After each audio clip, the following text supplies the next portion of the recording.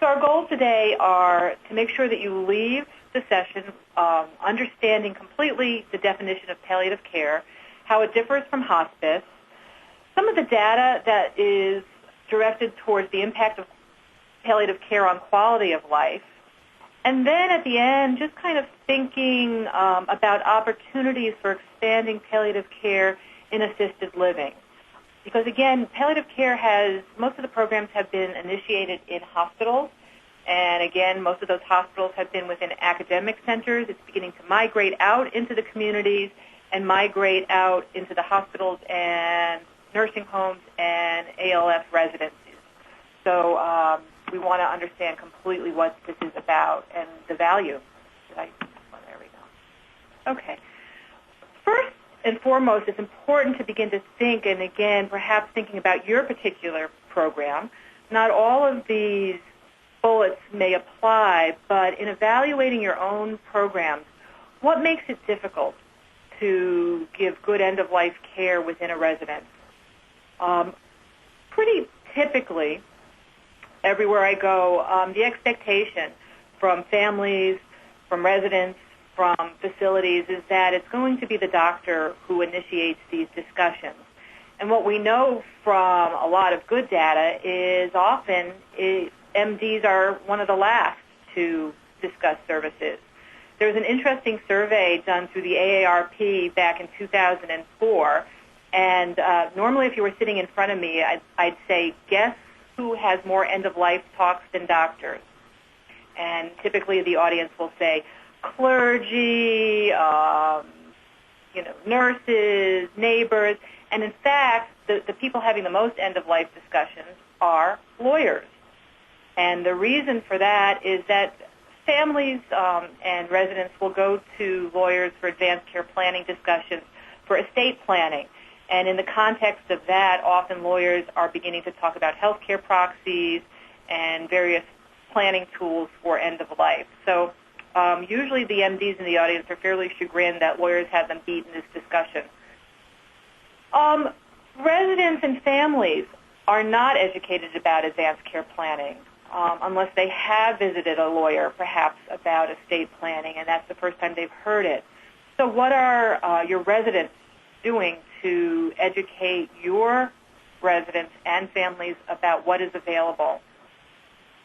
And even if you are providing education and tools around advanced care planning, often a program will be reluctant or find it difficult in approaching residents with mild cognitive impairments or addressing these issues then directly with a family or a healthcare proxy.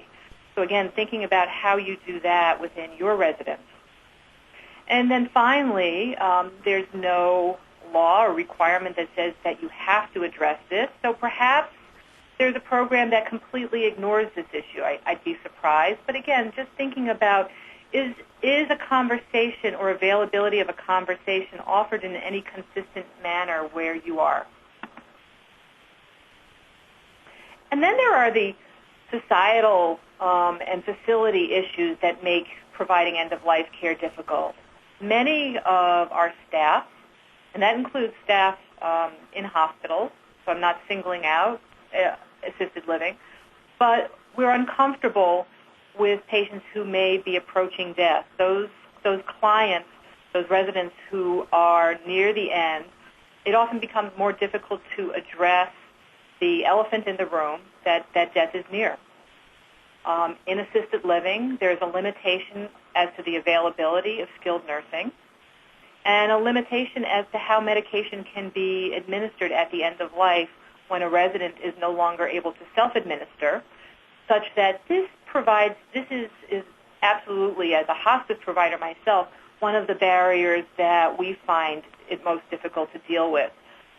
So I think towards the end we'll talk more about how up front we can approach these very important issues before it becomes a crisis within an assisted living facility.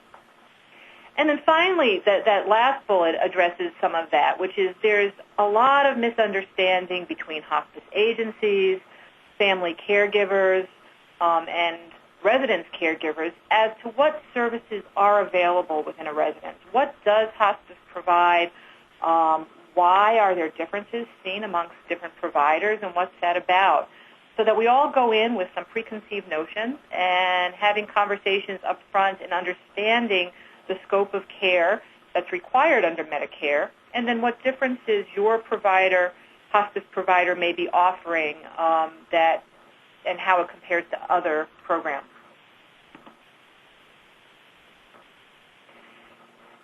Once you have perhaps some of the barriers to talking about it, then you need to be thinking about how do you educate and train your staff to assess patients who may be in need of palliative care and those who might be eligible for hospice care.